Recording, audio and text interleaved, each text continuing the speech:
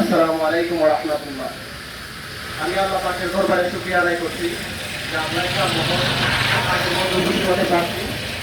আমি ধন্যবাদ জানাচ্ছি যারা এই প্রোগ্রামটি আয়োজন করছে, বিশেষ করে সাইফুল, সামিল সহ যারা আয়োজন করছে সবাইকে ধন্যবাদ জানাচ্ছি।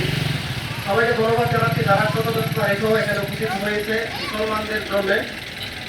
আমরা সবাই জানি রাসূল সাল্লাল্লাহু আলাইহি সাল্লাম বলেছেন, যদি আমাদের শরীরের কোনো একটি অংশ যদি ক্ষতিগ্রস্ত হয়, সারা শরীর যেমন ভালো থাকে না, সারা বিশ্বের মুসলমানের যদি প্রতি অনুকূলাবলী করে একটা মুসলমান যারা কালেমাওয়ালা, যারা বলে লা ইলাহা ইল্লাল্লাহু মুহাম্মাদুর রাসূলুল্লাহ সাল্লাল্লাহু আলাইহি ওয়াসাল্লাম, যদি সে পৃথিবীর কোনো প্রান্তে আক্রান্ত হয়, যে কোনো প্রান্তে নির্যাতিত হয়, নিপীড়িত হয়, তাহলে প্রত্যেকটা মুসলমান আঘাতপ্রাপ্ত হওয়ার কথা। সেই সমাজে আজকে আমরা যারা আঘাতপ্রাপ্ত হয়েছি, উপস্থিত হয়েছি, যারা ব্যস্ততা যারা উপস্থিত হয়েছেন না, আমি বলি কি প্রত্যেকেই আমাদের এই বিষয়ে সতর্ক থাকা উচিত।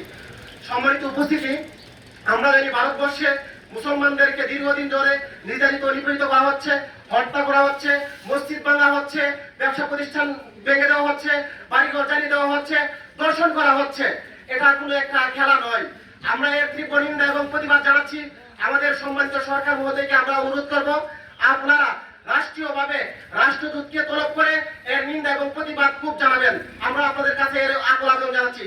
সম্মানিত উপস্থিত জনতা, আপনাদেরকে আমরা একটি জিনিস মনে করে দিতে চাই, আমাদের মধ্যে মতনৈক্য থাকবে, আমাদের মধ্যে মতবাদ থাকবে, কিন্তু আমরা দিন শেষে একটা জিনিস বিশ্বাস করি, আমরা আল্লাহর বান্দা, আমরা রাসূলের উম্মত। সুতরাং আমরা সামান্য মতভেদের জন্য কোনো একটা মুসলমান যদি আঘাতপ্রাপ্ত হয়, আমরা যেন তা হিংসা করে দূরে সরে না থাকি। আমাদেরকে একটা জিনিস মনে রাখতে হবে, আমি বিশ্বাস করি, আমরা প্রত্যেকেই বিশ্বাস করি, রাসূলুল্লাহ সাল্লাল্লাহু আলাইহি সাল্লামের সমস্ত হাদিস বাস্তবায়িত হবে। সমস্ত হাদিস বাস্তবায়িত হওয়ার আগে কিয়ামত সংঘটিত হবে না। তো তেমনি একটা হাদিসের ইঙ্গিত পাওয়া যায়, এই ভারতবর্ষের মধ্যে একটি মালহামা সংঘটিত হবে, একটি যুদ্ধ হবে, একটি বড় ধরনের একটা সংঘাত তৈরি হবে। এবং আমি মনে করতেছি সেই সংঘাত সম্ভবত এই শুভেন্দু পশ্চিমবঙ্গের থেকে সূচনা শুরু করেছে। আমাদের ভয় পাইলে হবে না, শেষ বিজয় কিন্তু আমাদের হবে, শেষ আসি কিন্তু আমরাই আসবো। আমাদের ভয় পাওয়ার কিছু নাই, আমরা হয় শহীদ হব, না হলে আমরা রাজি হব। আমাদেরকে একটা জিনিস মনে রাখতে হবে, এর একটা সতর্ক বার্তা। রাসূল সাল্লাল্লাহু আলাইহি সাল্লামের হাদিসের মধ্যে এই ইঙ্গিত আসে যে মুসলমানের মধ্যে তিন ভাগে বিভক্ত হয়ে যাবে। একদল পালায়ন করবে, মুনাফিকতা করে, মুসলমান কোনদিন পালায়ন করতে পারে না। একদল শহীদ হবে, আরেক দল আল্লাহর উপর ভরসা করে শেষ পর্যন্ত যুদ্ধ চালিয়ে যাবে, এবং সেই যুদ্ধের মধ্যে আমরা বিজয় অর্জন করবো ইনশাআল্লাহ। সুতরাং আমরা মনোবল হারালে হবে না, আমরা বই পাইলে হবে না, আমরা কতজন উপস্থিত হয়েছি সেই কথা বললে হবে না।